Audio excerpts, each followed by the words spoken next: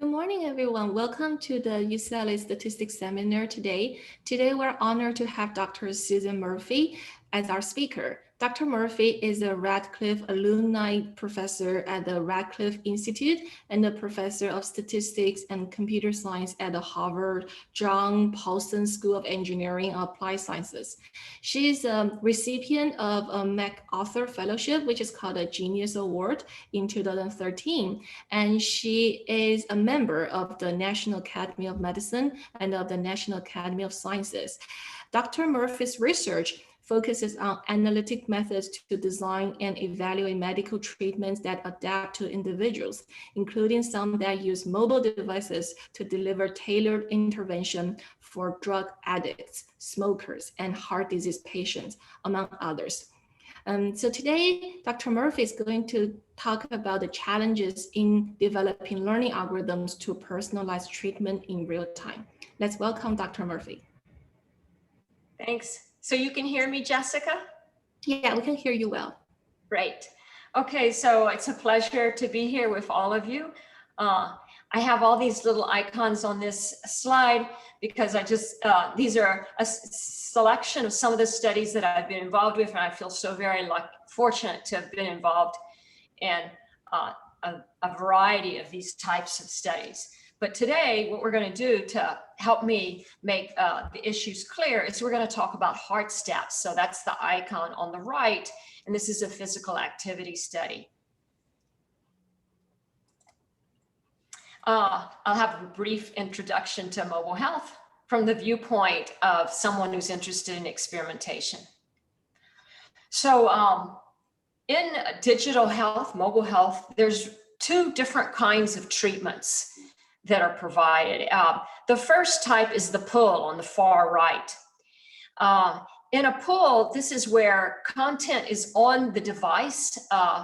It may be a wearable device, maybe a smartphone, some sort of smart device. And when the individual, the user, feels the need to access that content, they decide to go ahead and do that. For example, you might have a mindfulness app on your phone, and if you feel like you need to practice your stress reduction, you might go to your mindfulness app to practice how to appropriately breathe deeply and reduce your stress. So the idea is with a pull is you recognize that you need help at that moment, and then you go and you access that help. So it's great. People have control. The problem with pulls is that you actually have to recognize at that moment that you need help. And if you're in a setting where there's enormous amount of cognitive demands and stresses put on you, either for reasons of your illness or because of the environment in which you're in, it's often hard to recognize that you might need support. And this is why there's also the category of treatments called pushes. With pushes, the sensors on smart devices, wearables, your phone, and so on, they record your current context, your current state, and they detect, the idea is that they'll detect when it might be useful to send you a message. So you don't have to realize you need help right now. These sensors will detect that. And then the device will reach out to you. For example, the phone might audibly ping, light up, and then on the lock screen, you'll see a message. So it's great. You don't have to be aware that you need help at the moment. You get extra help without having, even if you're in a bad situation. The downside, though, is that pushes interrupt you in your life, and they can be very aggravating.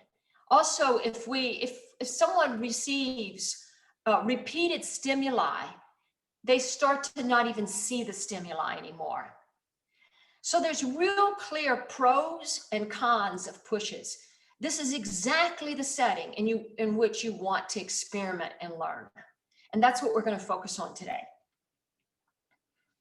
Well, I'll just give an introduction to micro-randomized trials because that leads straight into the personalization. So a micro-randomized trial, these are trials in which each individual is randomized many times. There's a sequential experimentation, and they're randomized at times that it might be appropriate to send some sort of treatment. The probabilities, the randomization probabilities can use online predictions. They can also use reinforcement learning, which is the topic of today's talk, and we'll discuss how that might happen. In general, whatever randomization algorithm is being used, there is some sort of probabilistic budget. And this is a budget on the number of treatment pushes on average that the individual would get, say, over the day or over the week. And the reason why these budgets pretty much always appear, at least in the world, in the settings I've been involved in, is because of the concerns of over interrupting the person, overburdening the person. So there's always some average budget you want, constraint that you want to adhere to. So it's a constrained type of randomization. And when you think about the data you would get after the study's over in a micro-randomized trial, on each individual, it's like you get this time series of tuples. And the first entry in the tuple is S, capital S, and that's the context or the state. So this could be where the individual is, what their current mood is. It could be features of their prior history, such as how often they've paid attention to messages and so on. So that's S. And then the action is the treatment push. In this talk today, what we'll do is we'll only look at binary action. So send a message versus not. However, in many of these studies, there are more than 2 actions. And then R, capital R, is the proximal near time outcome that these push treatments were intended to impact. Sometimes it's called a utility or a cost if it's coded in the opposite way.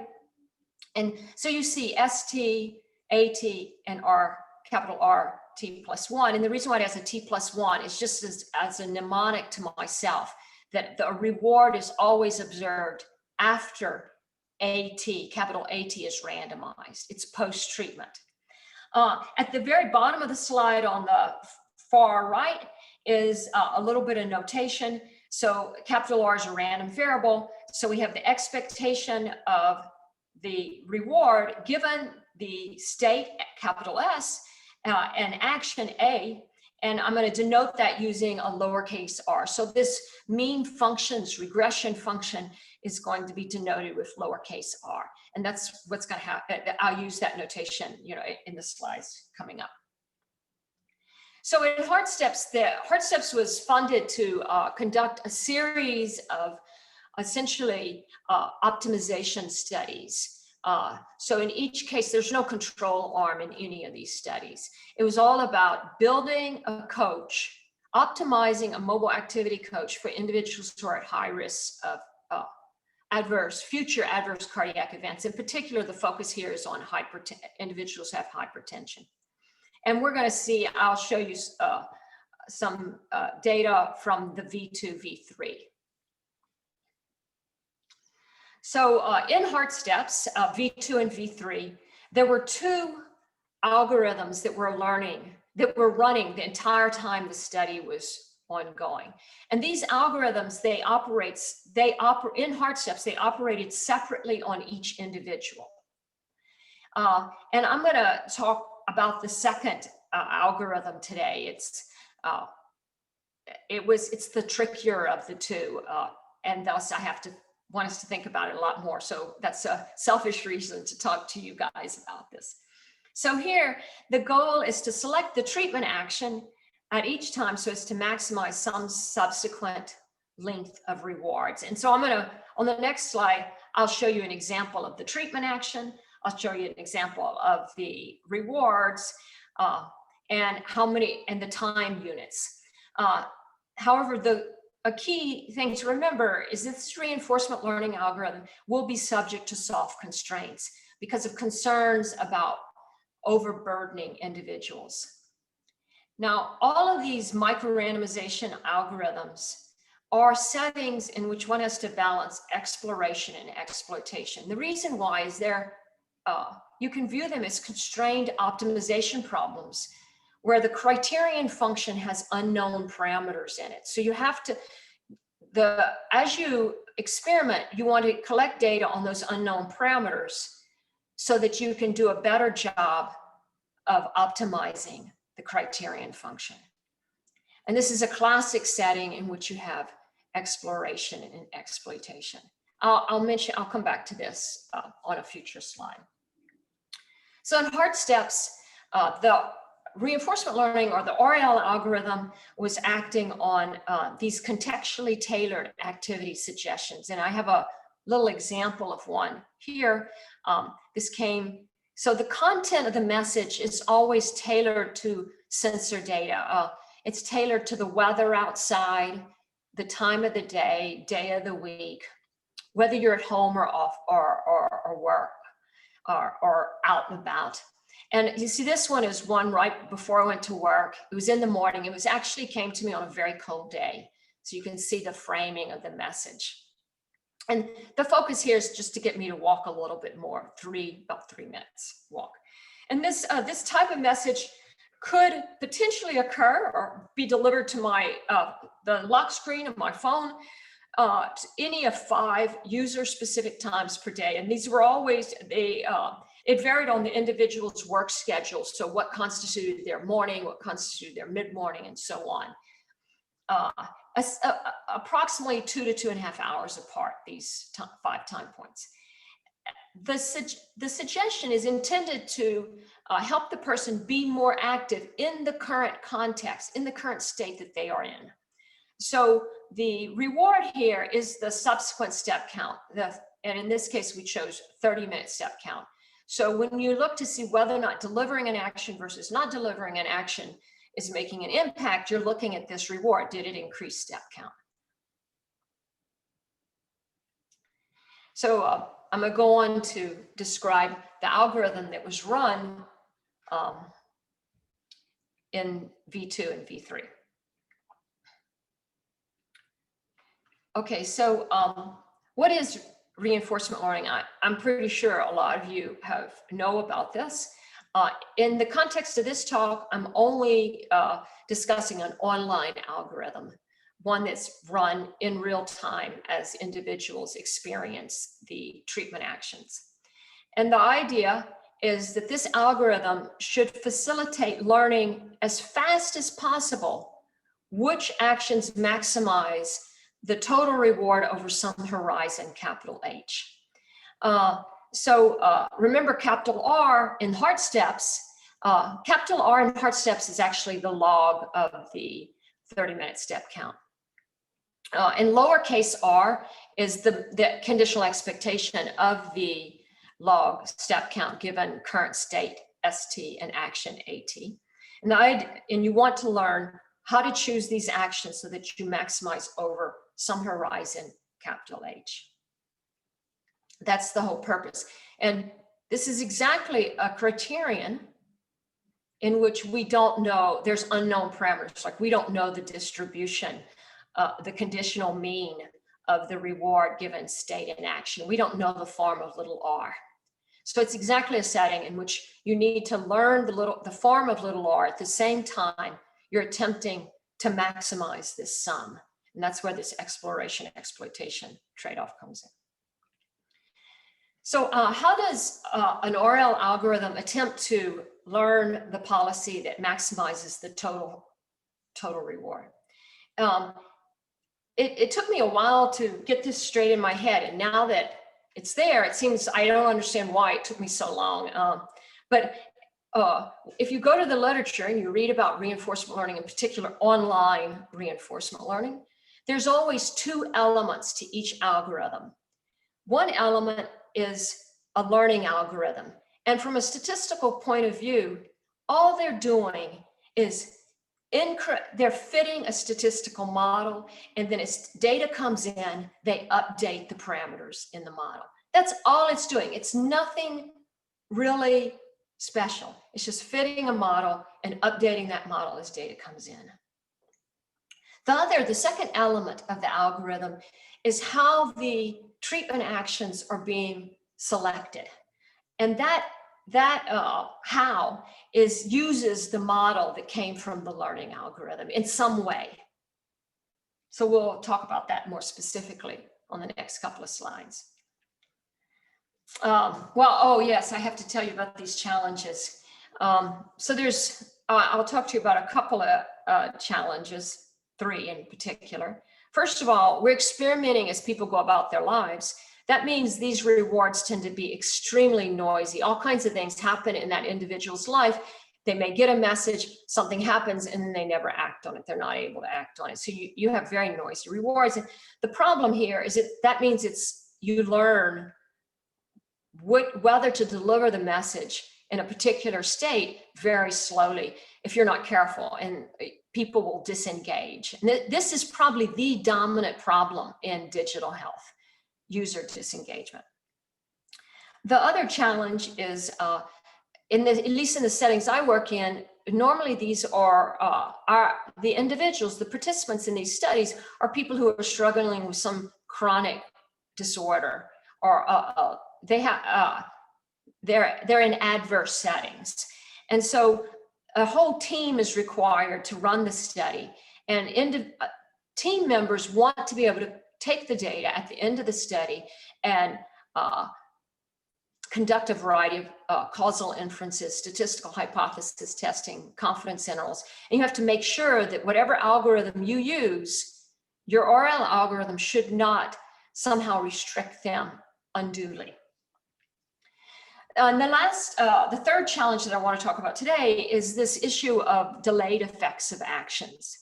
So these treatment actions, in the case of heart steps, send a little, say, 3-minute suggestion about how you might be more active right now versus not send a message, not send a suggestion. They tend to have at least a non-negative impact on your reward in heart steps, subsequent step count. And the goal is that they will help contribute to a repertoire of ideas for how the person can be active as they go about their life. But that doesn't tend to be the high signal delayed effect. The high signal delayed effect is burden and habituation. That is, the more they receive this message, if they receive too many, they don't even see them anymore, or individuals get aggravated. So the big signal delayed effect is negative, and the larger signal immediate effect tends to be positive, at least non-negative. And you want to be able to deal with this when you build that algorithm. You want to take into account the future when you make decisions about the present. Okay, so now I'll get to talk to you about heart steps. I'll just review the results from V1, because that sets up the algorithm for V2 and V3. So V1 was a 40 to a 6-week study. Individuals were just randomized with a constant probability at each of those 5 times a day. And the individuals were sedentary. It was a small study. And it was really interesting, the results from this study.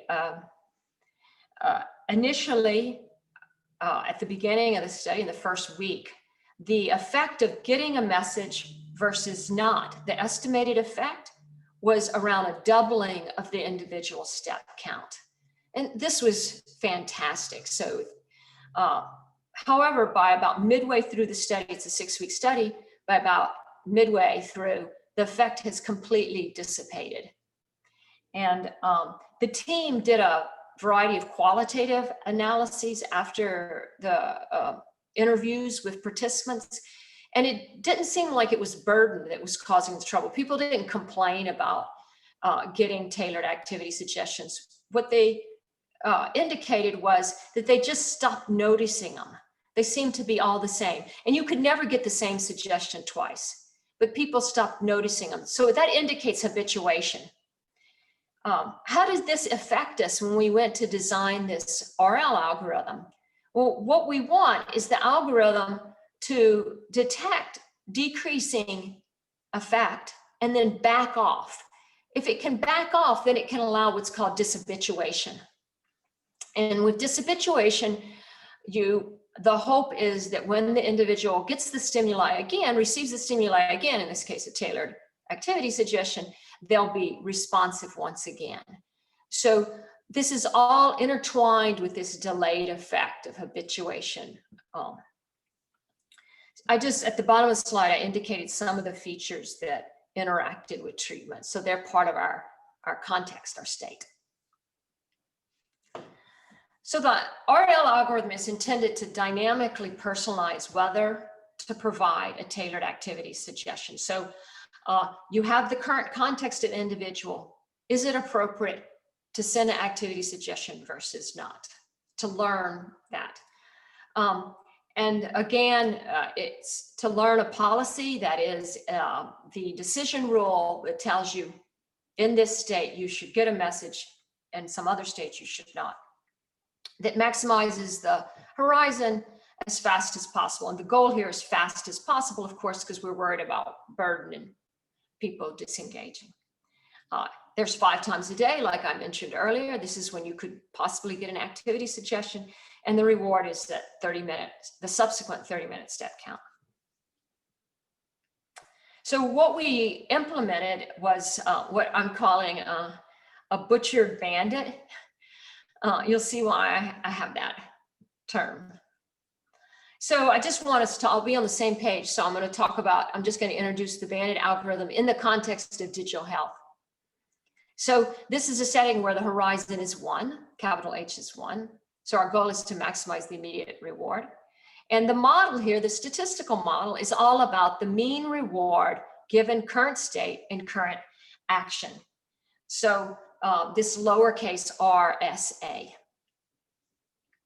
So the way the algorithm works is in time, as you move from one of the 5 time points per day to the next, you first observe the individual's current context, lowercase s.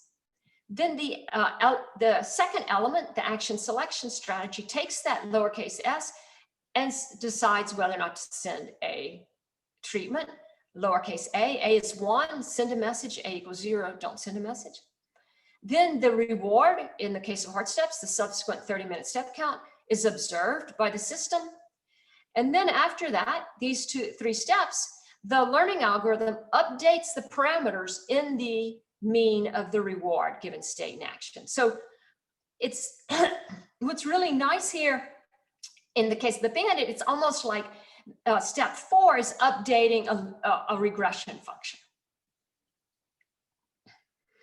So one of the most, well, probably the most popular bandit algorithm is a linear Thompson sampling bandit. And as you know, Thompson was a biostatistician. He was the one that came up with the bandit called a Thompson sampling bandit. And this is a case, in this setting, you have your model for the mean reward, your statistical model that's going to be used in your learning algorithm is just a Gaussian linear model for the mean reward. And you see I wrote it here, the regression coefficients are denoted by eta, and the covariates are all some functions of state S and action A. So F is just some set of functions, could even be basis functions. And one initializes the regression coefficients, that's the eta parameters, using a prior distribution, a Gaussian distribution. This is great, because now you have a Gaussian regression, you have a Gaussian prior, conjugate prior. It's very easy to update that posterior distribution, so the learning algorithm works really stable. It's easy. You get explicit calculation of the posterior distribution. It's a Gaussian with mean indexed by t and covariance indexed by t, of course, because it's being updated repeatedly as each triplet state action reward comes in. And then in the action selection step is what's called posterior sampling. That is, what you do is you calculate the posterior probability that if you send treatment A, you'll get the highest mean reward in the context you're currently in. You calculate that posterior probability, and then you randomize with that probability to sending a message, A. I'm gonna go over it again on the next slide. So the summary is the learning algorithm is a Bayesian linear regression model. Quite nicely, from my point of view, is that this is just a simple GP, Gaussian process model, for the mean reward given state and action. And this is really nice because by embedding, because the Bayesian linear regression model is just a GP model with a very simple kernel, one can make the model for the reward R of SA much more flexible, staying within the Gaussian process just by increasing the complexity of the kernel. And the action selection strategy, that's the second element of the RL algorithm, is posterior sampling, as I mentioned earlier. And we have binary treatment, send a suggestion versus not. So then it's really easy.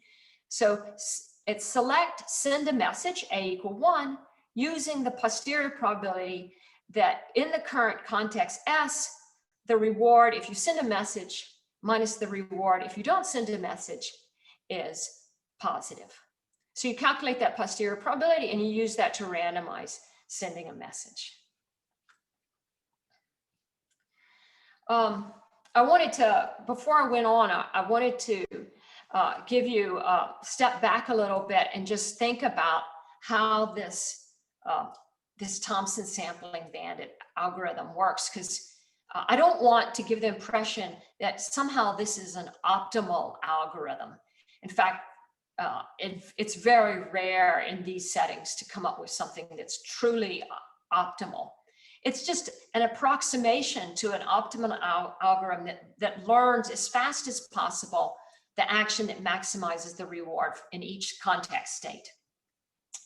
So the best algorithm, what it would do is it would trade off the precision with which the reward function R of SA is estimated with choosing the action in order to maximize the reward function R of SA. So, for example, at a particular time, it may be that action 0 is selected even though it does not appear best. And the reason why it's selected is to obtain more evidence about the reward function under action = 0. So there's this constant, the optimal function would trade this off, information gathering to reduce the variance in the estimation of your reward function, the mean reward, versus selecting the best action apparently at that time. And that's really the exploitation exploration trade-off. So, but the posterior probability is akin to this, because the posterior probability just calculates the probability of sending a message in your current state S context is better than not sending a message. So it has this randomization scheme which allows this exploration, i.e. learning at the same time. It's biased. It's going to be, you're going to have a higher probability of sending a message A = 1 if this posterior probability is high. So that's how it attempts to balance the exploration and exploitation.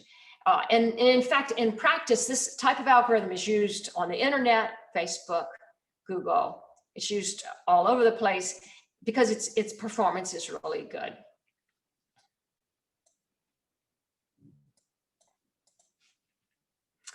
So I want to just talk about how we altered this bandit algorithm to deal with these the challenges we have. First of all, our algorithm, the rewards are really noisy, as I mentioned. So what we use is an informative prior on our regression coefficients. Remember what they were? Oh wait, I skipped one. I wondered. So here again, let me start here. I'll just retrace my steps. So we have this algorithm that's very noisy rewards. We're worried about really slowly learning and the user disengages. So what we do is we pose a simple parsimonious model for the advantage of sending message 1 versus sending message 0. And it's just a linear model. In the case of hard steps, theta is 5-dimensional. Then to further deal with the fact that we have noisy rewards, we put an informative prior on theta. In fact, I'm completely sold on informative priors. And the way we built it in this particular study is we took the data from hard steps V1 and we used the estimated effects from that data to build the prior for V2 and V3. along with a lot of discussions among the scientific team. So essentially building the prior means determining the prior mean and the prior variance. And then each individual, as they came into either V2 or V3, they had a baseline week of just data micro-randomization, constant randomization, and that way we could update the distribution of theta, the posterior distribution of theta for that individual based on that prior. So this is another way to reduce or increase the speed at which the algorithm learns. The next challenge is this ability to conduct causal inference test hypotheses after the study. And this is what pushed us in the direction of Thompson sampling, because in Thompson sampling, it uses posterior sampling, which is just explicit randomization. It's something we're all accustomed to. We're accustomed to randomized studies. We'll make sure our probabilities, you'll see later, they stay between 0.2 and 0.8 to ensure that we always have some probability of sending a message versus or not sending a message at any given time. This enables us after the study to do a variety of analyses. There's a very popular bandit algorithm called UCB, upper confidence bound bandit, and there you don't have this ability. So it really hinders your ability to analyze the data after the study's over.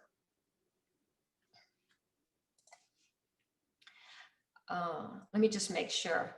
Right. So the last challenge I want to talk to you about, and I've already hinted about it, is the delayed effects issue. And this bandit algorithm, it focuses on the immediate reward, trying to find whether or not you should send a message to maximize the immediate reward. Well, already I'd hinted this is problematic. And so what you're going to see on the next slide is us moving this closer to a full RL, which looks into the future and tries to anticipate delayed effects. In this case, negative. We're worried about negative delayed effects.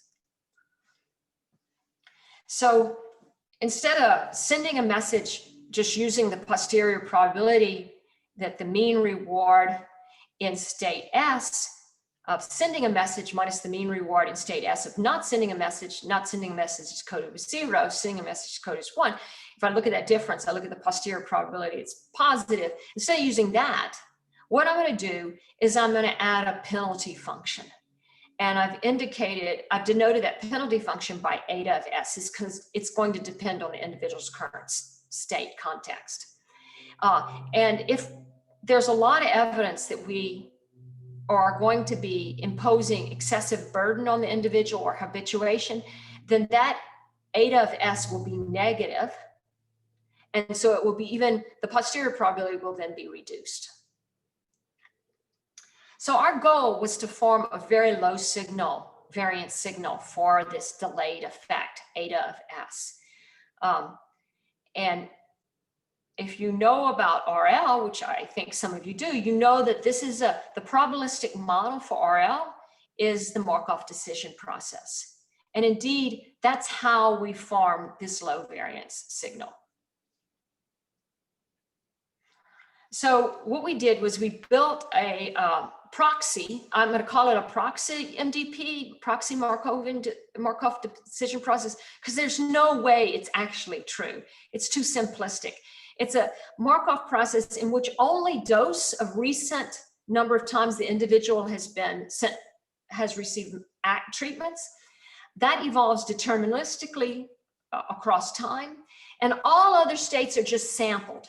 Now they're sampled particular to that individual, but nonetheless, they're just sampled ID across time. So it's really a crude, but it's very low dimensional and has much lower variance. And the way it works is at each time, you have your most recent updated reward function from the posterior distribution of the posterior mean reward. And then what you do is you update the empirical distribution of states that are not equal to dose for that individual. Then you take those two and you solve for what's called the value function, for the optimal value function for this simplistic Markov decision process. And the value function, it's evaluated at next state, S prime. It's the expected maximal discounted sum of rewards starting at that next state, S prime. So our sum of rewards is the sum of step counts into the future. I'm going to summarize. Our learning, we have two parts to our algorithm. The learning algorithm is Bayesian linear regression. The second part is the action selection strategy, which is a form of posterior sampling. It's the posterior probability here includes this proxy for delayed effect. And that eta of D, which is really D is dose, recent, how many times recently the individual has received a message. That will be negative if there's signs that the person is starting to reduce in terms of their responsivity. And you can see the formula for that proxy for the delayed effect. It's gamma, which is, we tuned that using the existing V1 data, it was 0.95. So it's the expected value of future rewards given the current dose, D, and if you send a message, A equal 1, minus the expected value of future rewards given the current dose, and you don't send a message.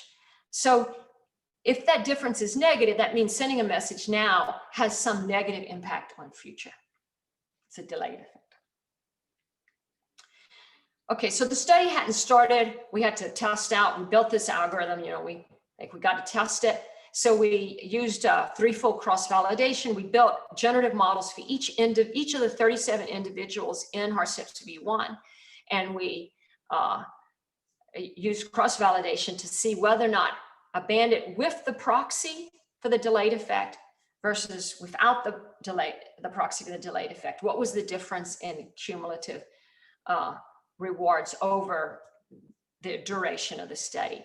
And so there's a column for each of the 37 people. The height of the column is the whether it's positive if using the proxy is better, negative otherwise. And you see for most of the individuals, it looked like we were really going to benefit by using a proxy. So we felt really good.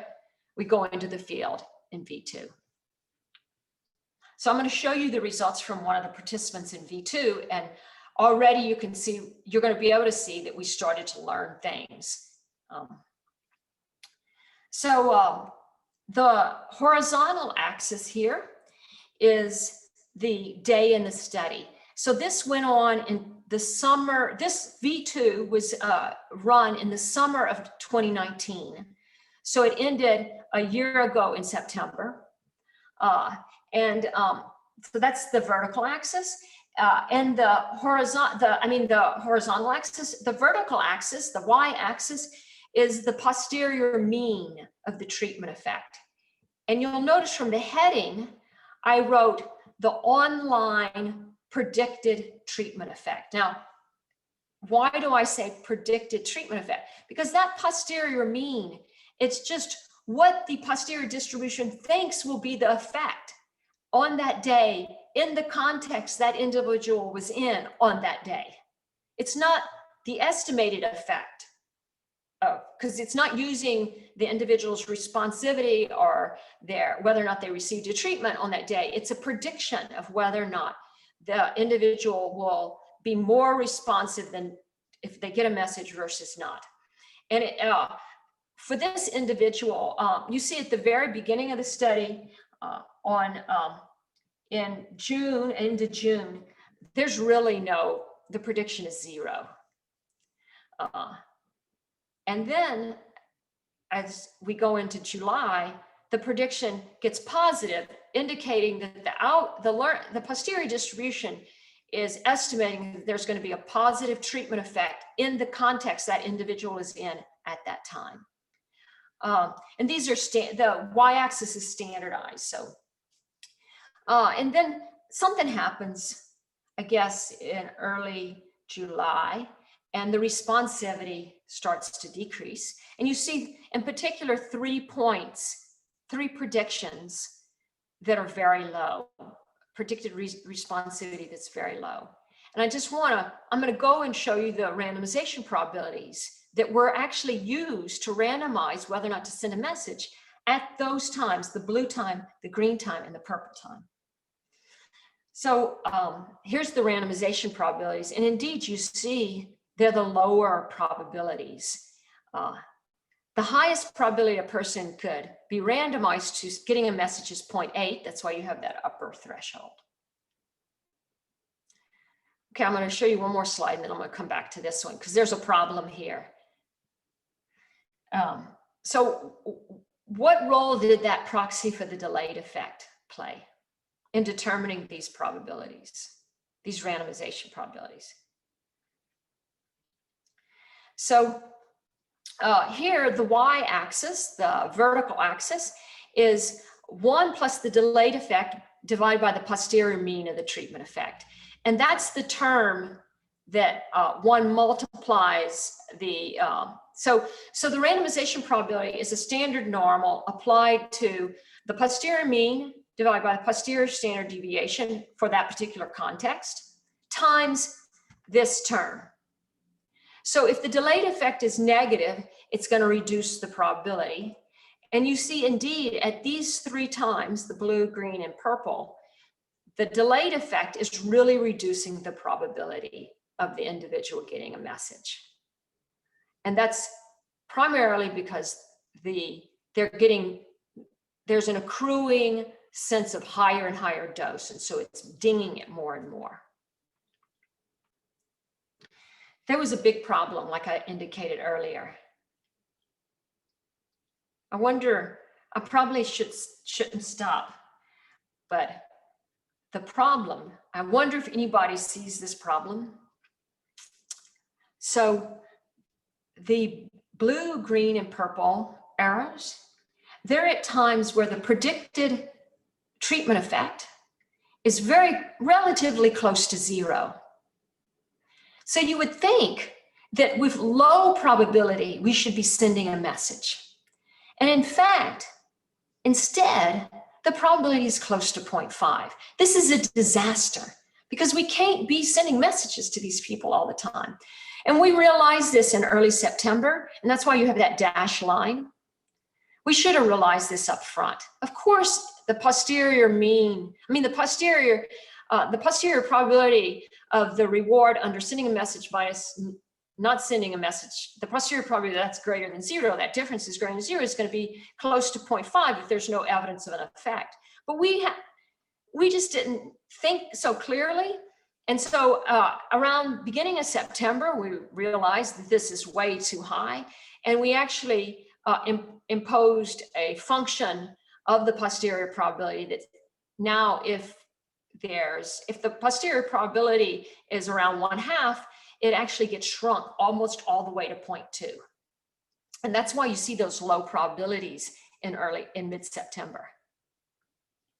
Okay, I want to show you a V3 participant. This is really, I think it's very interesting. The x-axis is the day in study. This individual was in the study till this previous August, so they just finished the study. The y-axis is the posterior mean divided by the posterior standard deviation of the treatment effect. It's prediction. The blue dots are the times at which the individual is currently engaged. That means they're looking at the app without us prompting them to. The red dots are states, contexts in which the individual has not been looking at the app all of their own volition. And what you see is, in general, the predictions for the blue dots are much higher than the red. What happens to the probabilities? Again, the probabilities start to track this. The individual is randomized with a much lower probability if they're currently not engaged than if they're currently engaged. What's interesting here as well is in late July, this past summer in 2020, the individual started to appear, at least the posterior distribution indicated that they were becoming responsive even if they hadn't been looking at the app. So that's late July. And those posterior probabilities for the red dots, they pick up again. Very interesting. You can also see the period of COVID-19. This is around mid-March, late March, when almost nothing is going on. Okay, I just want to, these are the two, I just showed you these two slides. The top figures from 2 slides ago, and the bottom figures the previous slide. And this is what I mean by personalization. What I mean is that when an individual is, the algorithm is expecting or predicting that individual to be more responsive, and they continue to repeatedly predict that because of the accruing data evidence, the probabilities on the lower slide are higher. They're biased towards sending a message. That's what we mean by personalization. Some open questions going back to this participant. This is something that bothers me a lot. So we run this on the data set we have right now. It has 110 people. And a lot of them show similar types of patterns, not necessarily with engagement, but with some other state variable. And the question you might ask is this completely spurious? If we had 100,000 people in this study, we would probably have a number of participants that had very interesting patterns, and it's completely spurious. How do we analyze the data afterwards to be able to know what's the chance, or how do we assess whether or not personalization occurred after we've run one of these algorithms? This is something I'm really interested in. I think we need to better understand, or we're going to end up with people saying they personalize for one person out of 100,000, and in fact, it's just not work. It's probably just due to chance. It just looks that way. It's not really personalization. So my collaborators, as you can imagine, this type of study takes a lot of work from a lot of people. Peng Liao, he's the postdoc that he formed the RL algorithm. Santosh Kumar, I'm not sure if you can see my arrow, he's a computer scientist. He's been involved in a lot of these kinds of studies. Petra Klesnia, he's the human computer interaction person who's leading the HeartStep study. There's app developers, there's behavioral scientists, Eric Heckler, lots of statisticians. Everybody has to work together to get these algorithms in, make sure they're stable, and run trials with them. Thanks. Thank you very much, Susan, for the very insightful introduction to us, for us to the reinforcement learning with application in this precision or personalized medicine. This is so exciting, especially you have the app and you can see the data and you can verify your hypothesis. That gives you a very ideal scenario, I would say, to try this reinforcement learning. Right, I agree. Yeah. It's great. Okay, so do we have questions from the audience? If you have a question, you can either type in the chat box or unmute yourself and ask your question.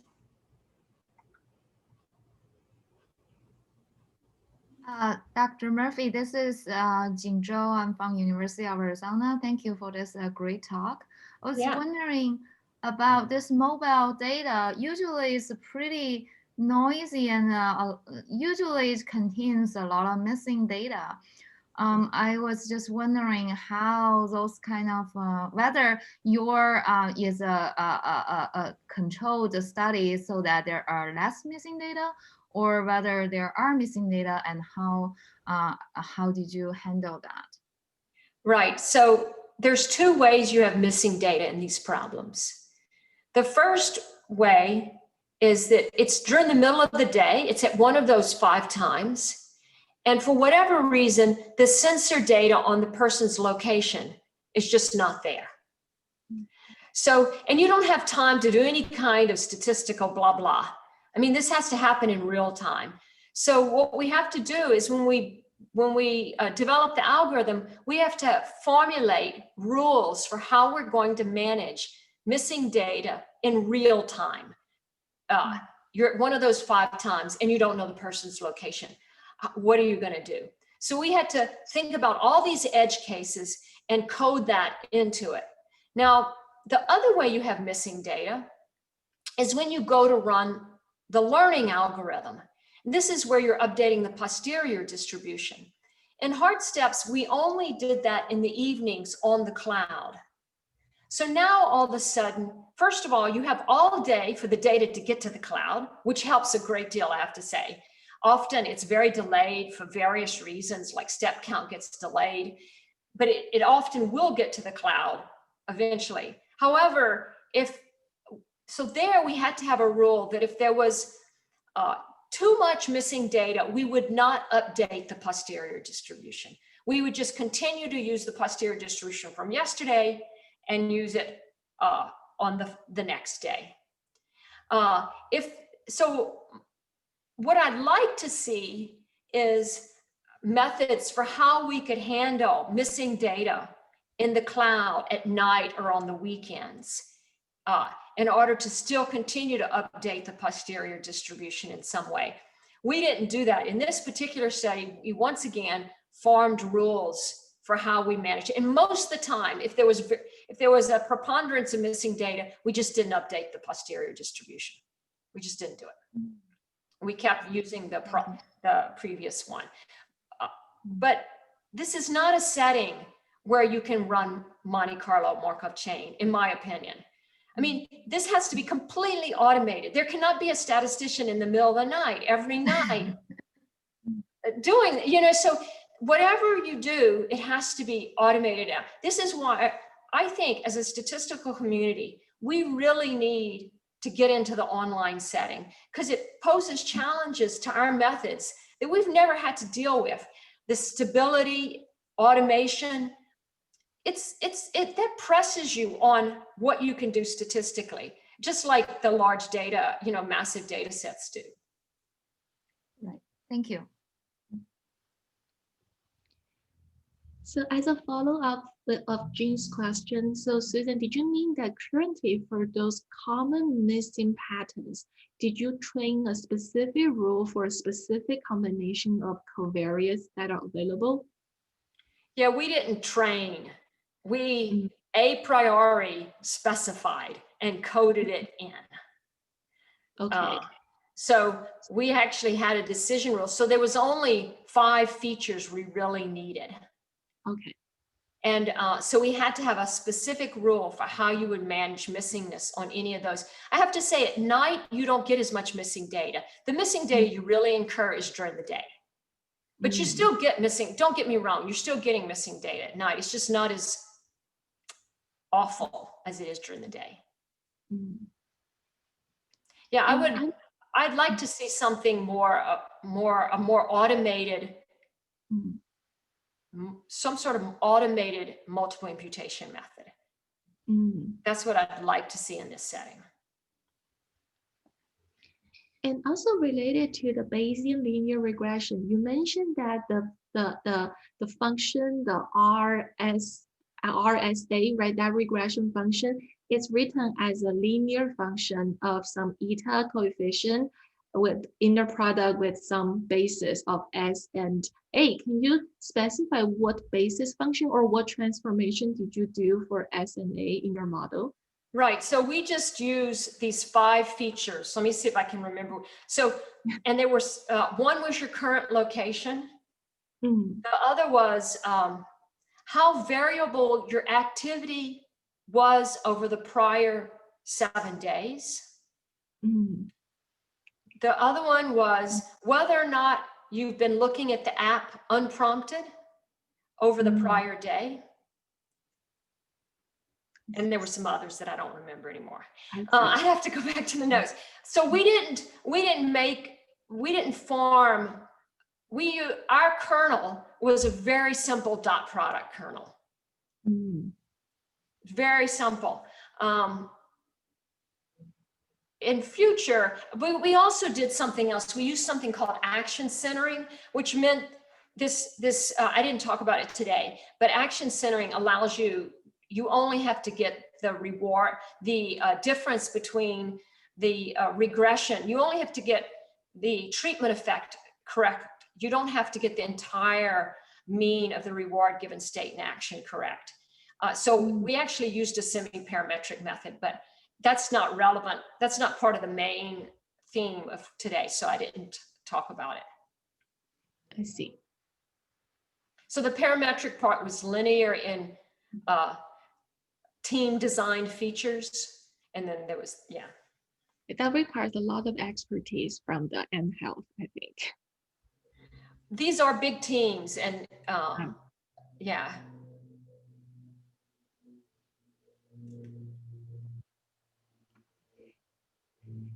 And also, I think I might have missed when you talk about the delayed effect. That is, you add that negative constant to require, okay, the difference between taking action versus not taking action greater than 0 is not enough. You added a negative constant. So how did you choose that negative constant in your application?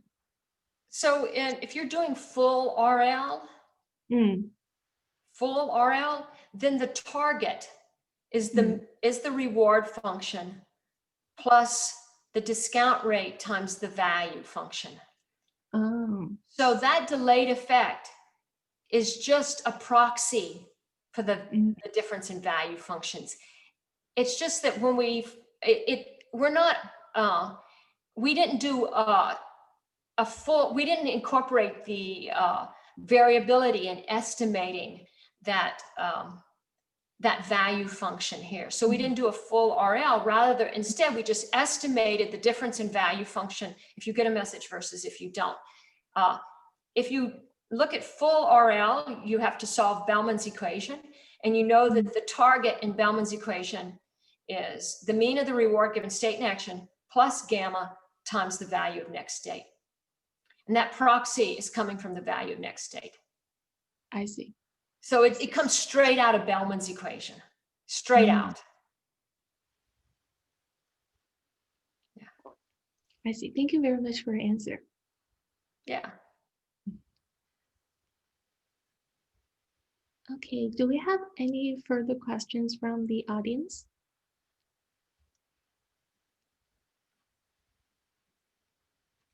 We have a very interdepartmental group of audience today. I see that people come from different departments.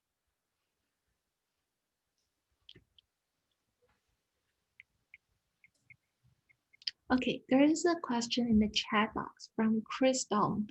I was just wondering how the 0.2 and 0.8 probability bound chosen for whether to send a prompt to the user or not. Yeah, so we got together and we were thinking, if there's a lot of evidence that sending a message is really good, on average, how many do you want to send a day? If there's a lot of evidence. And we thought, okay, there's 5 opportunities, maybe 4 of those times should get a message, if there's a lot of evidence. So that's where point 8 came. And then point 2 came, we got together again, and we said, well, suppose there's not much current. The critical thing is there a lot of current evidence? So we asked, if there's not a lot of current evidence that sending a message is better than not, what's the lowest probability you're willing to somehow send a message and leave the door open to learning that it might be useful in future? And that's where we picked point 2. So around 1 a day. So it's all, and it actually, to the extent that this panned out, like if you go back, you'll see that at the end of the study, you see I think this is July of this summer, this particular individual, the predictions indicated that the individual became more responsive. So it's a good thing we didn't accidentally learn to always send a message only when they were engaged and never send a message when they weren't. It's a good thing we didn't allow the probabilities to go to 1 or 0, because we would have never learned anything. Yeah, so I think these 2 numbers are all based on 5 times a day, right? That's the basis for the calculation. Oh, right. And so like in other studies, we'll ask, well, on average every week, how many times, what would be the minimal number of times you'd want to send a treatment? If there's no evidence, current evidence that the treatment is working. Or, you know, so the duration of time depends on the actual application. So what will be the next stage for the study? If you want to continue the hard step study, what will be the future improvements or the further larger scale? We actually added 10 people to this study. And for those individuals, they came in later in the study, and we used everyone else's data in addition to their own data to select their actions. The idea was, to the extent people are similar, maybe we can learn even faster. And that's definitely a direction I care a great deal about. How can we learn faster so that people don't disengage?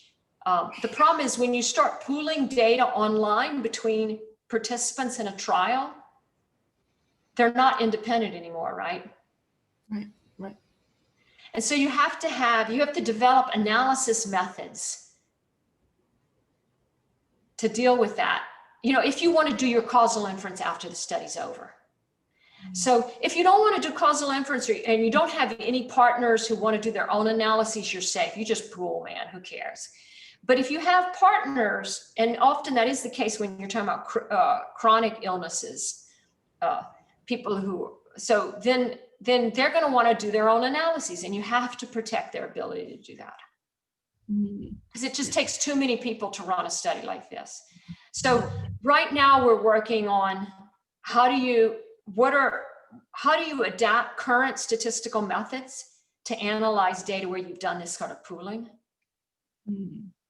How do you pool in a good way as the trial goes on? Yeah. How do you do that? Yeah. How do you deal with disengagement as well? We're very interested in that. I see. There's another question from Russell Littman in the chat box. Are the 5 opportunities always at the same time every day, or can the time for reminding the user be learned as well? Well, it could, but you're asking a lot of the system with very noisy data.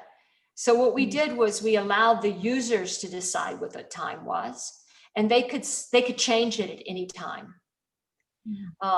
In the next study, I think we're thinking they can list different times on weekdays from weekends, which might make sense.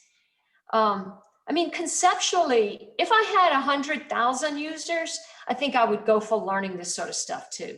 And in fact, when we were first thinking about hard steps, I wanted to randomize every minute. Because I thought, I don't know when it's useful to potentially deliver a message. So let's just randomize every minute. Very small probability, but every minute. And we have a smoking cessation study, Vivek is involved, in which just about every, the randomization could happen in any minute. But we didn't in hard steps because we were able to get access to a very large amount of tracker data. And the greatest with in-person variance in their step count occurred at 5 times around their job situation. And that's what led us towards these 5 times. I see. Thank you. Yeah, that's very interesting. Yeah. Professor, I have a question about the goal of this study. So,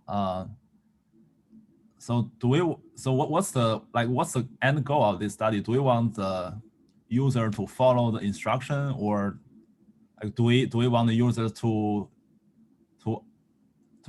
reach a certain number of steps taken each day? Is there a? Yeah, so these are optimization trials. So the goal of these trials was to figure out in what settings if you get a message, are you most likely to respond? And how can we not give you so many that you stop paying attention to us? So it wasn't about some overall long-term step count over like 6 months or 9 months, right? It wasn't like that. Now, you have to be worried about substitution effects. Like it could be that someone would walk whenever they get a message, and reduce their walking at other times. But we haven't seen any indication of that, which is good. Now, so this last, there's a new study after V3. It's part of a U grant. And there's a lot more intervention components going on. But still, the goal is optimization. I think there will end up being a 2-arm trial, you know, the algorithm versus an appropriate comparison. But when that happens, I'll probably be gone. I see. Thank you. And also, I'm much more interested in the optimization part. But the long-term goal for you and me, I think, is that, say like Kaiser, all these studies are run at Kaiser in Seattle. Say Kaiser wants to roll out an app for people who have stage 1 hypertension. That app will have like 6 or 7 different kinds of treatment components. One about watching their diet, one about getting more physical activity, another about managing their stress. Well, our goal is to see, is it reasonable that one other intervention component should be an algorithm that's personalizing the delivery of the others? That's our real goal. I see. Okay. And also, how long are those experiments for each individual? V3 was 9 months for each person. 9 months. And V2 was 3 months for each person. Yeah, I think that was in your early slides, right? One of your slides. Right. Yeah. And then the U, I think the U, which is just started this summer, is going to be a year for each person. You need longer term studies in this setting because you need to understand how people disengage. I see. Thank you. Yeah. Thank you. Yeah, it's very interesting. So Susan, when you say this micro randomized trial, what does micro refers to? Is it referring to like the frequency of the intervention or the scale number of participants? Oh no, it doesn't mean the number of participants. It's about randomizations in real life. So many little bitty randomizations, small, frequent randomization. So micro means frequent at small time intervals. I see. Yeah, that's what it means. So you can have a lot more people, of course. It's akin to the ABA trials that are run, like at Google and Facebook. The thing is here, we have to recognize that, you're experimenting on an individual, so their outcomes are correlated across time. It's not like within an individual, their outcomes are correlated across time. Of course they are, right? Yeah. That's how you get these delayed effects. Yeah. And so we have a raised hand here from Rochen. Yeah, thank you for the very nice talk. And I'm wondering, like you mentioned that there are in some cases, in your previous calculation, there are some cases when you have close to 0 treatment effect, where the posterior probability is still around 0.5. So I'm wondering, did you figure out what's wrong with the algorithm that leads to that result? Actually, that means the Thompson sampling is acting exactly as it's designed. It should be, the probability is around 0.5 if there's no evidence to decide between which treatment. But the thing is, that doesn't make any sense in mobile health, in digital health. I mean, you don't want to randomize with probably you want to randomize with the lowest probability possible if there's no evidence that sending a message is better than not sending a message. Okay, so what you did is you try to scale the probability down to 0.2. Okay, I see. Yeah. Now, if we had been randomizing between 2 different messages, like message of type A and message of type B, then 1/2 would have been fine. It's only because we're randomizing between don't bother the poor individual and send a suggestion. And it's clear that one of these is much less burdensome. Yeah. Okay, I see. Thank you. You're welcome. And we also have a question from Russell as well in the chat box. On that note, I think that's about the question about the micro randomized. Can you learn from some people's habits about other and update parameters accordingly? Yeah, this is one of the reasons why we want to pool online. In particular, one problem that's really important is to have some sort of prediction of impending disengagement. And then if that prediction is very high, you act on it. But if you just learn individually on that person, well, when they disengage, it's over. So there's so the way you have the opportunity, because a disengagement, at least the worst kind of a disengagement is an absorbing state. So any setting in which you have a state that once the person gets in, it's going to be really hard for them to leave. It's very hard to learn on one person. I mean, how are you going to, you have to use either prior data or you have to use individuals who are coming into the study before that person. So this is a setting where incremental enrollment could be really beneficial because there'd be other people who came in before that person and you have a chance to update your predictor so that by the time it gets to the particular user, you have a better prediction of impending disengagement, and perhaps you can do a better job finding the right treatment to prevent that disengagement.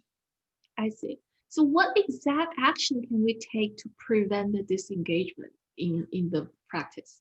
Yeah, so, well, it depends on what one means by disengagement. This is I'm using it in a very sloppy language, but if disengagement means deleting the app, you could have an automated system that sends a text message, or this would be in a low risk type setting, that where the content of the text message is tailored to that individual and expresses concern about that individual, that things are not going well, and tries to motivate them to give it another try. So some sort of mini motivational interviewing. In a more critical setting, a staff member, like a clinical staff member, could reach out to the individual and try and re-engage them. So the kinds of treatments that one can provide depend on how strong that prediction is of disengagement. And what does it mean to disengage? So like if you're talking about an app that's helping people who were in the hospital because of a suicide attempt, and now you're trying to help them make the transition out of the hospital into everyday life, and you're monitoring suicide ideation, depression, one of the actions that you might be having clinical intervention, where they call them, they express concern. So it really depends on the setting, but it would be some other kind of way of reaching out that would not normally flow through the app. I think. This is what I think. I see. Thanks very much. And there's a question from Gabriel Roos regarding the posterior prediction distribution for the reward and treatment effect being Gaussian symmetric. Would it be at all useful to instead consider asymmetric distribution and/or quantiles for the reward and treatment effect? Is this related to your comments earlier about the UCB method and randomization? No, the UCB method could have the exact same learning algorithm. A Gaussian process model would be the learning, fitting a Gaussian process model and update. You could have the exact same algorithm, but the way you would choose the actions is you would form like a posterior credible region or something like that, and pick the action with the highest limit on a posterior credible interval, and pick the action with the highest upper limit interval.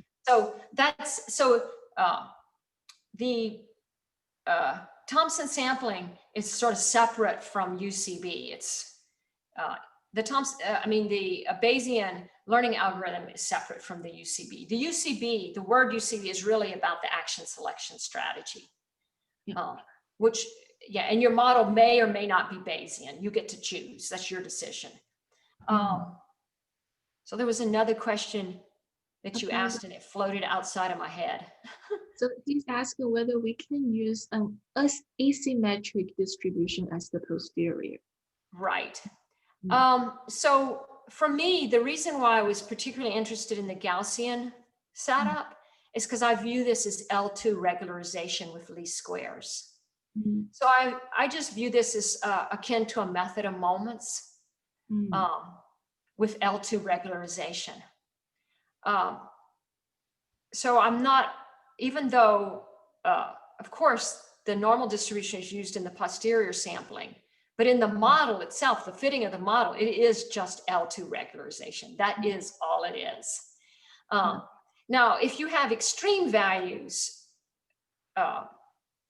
it could be problematic, right? And so like if you have really extreme noisy rewards, say like you could get a reward that's just massive. That's one of the reasons why we run the algorithm at rough intervals in time, because it averages over all the rewards from that day, 5 rewards from that day, and does the update, and then uses those updated weights to choose actions tomorrow. So that helps a little bit, averaging.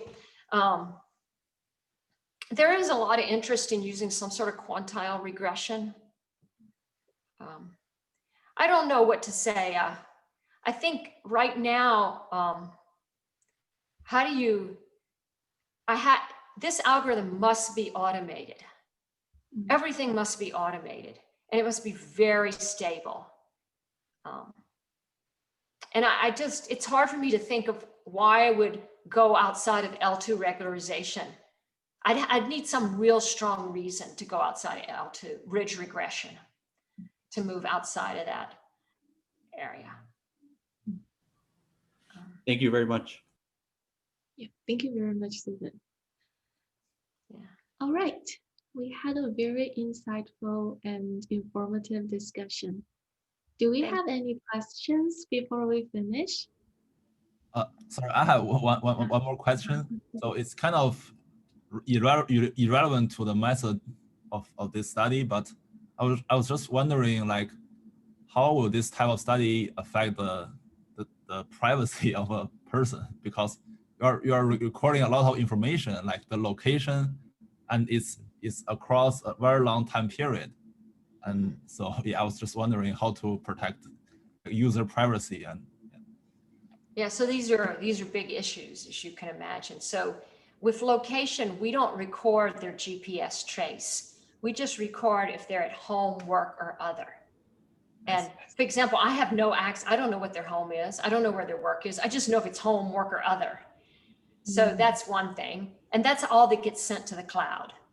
The actual GPS trace does not get sent to the cloud. I see. Only home, work, or other. So that's one. Of course, all the data has to be encoded when it gets sent from the phone to the cloud. So there's a lot of concerns. A lot of times you try and get HIPAA compliant security. So that's usually a standard operational way you do this, is you make sure everything's encoded, everything's secure. The other thing is in some studies, some people think we should leave all the data on the phone because it's too risky for the data to go to the cloud, right? But in addiction studies, particularly people who are in like recovery, you want to get that data off the phone as soon as possible, because they may be reporting on criminal activities and you don't want them to get arrested and somehow or another someone to decrypt the data on the phone, and then they'll be in trouble. So it's really complicated from my point of view of like, it's not like, oh, all the data should just stay local on the phone. I just don't know. You know what I mean? I think it's really complicated. Yeah. Okay, thank you very much. Yeah. Thank you very much, Susan. Okay, thank you. Thank you. All right, so I think that's all for today's seminar. So we will have the recording available and Dr. Murphy will send me her slides and I'll send her slides around. Thank you again, Dr. Murphy, for your talk. Bye-bye. Thank you. Bye. Bye.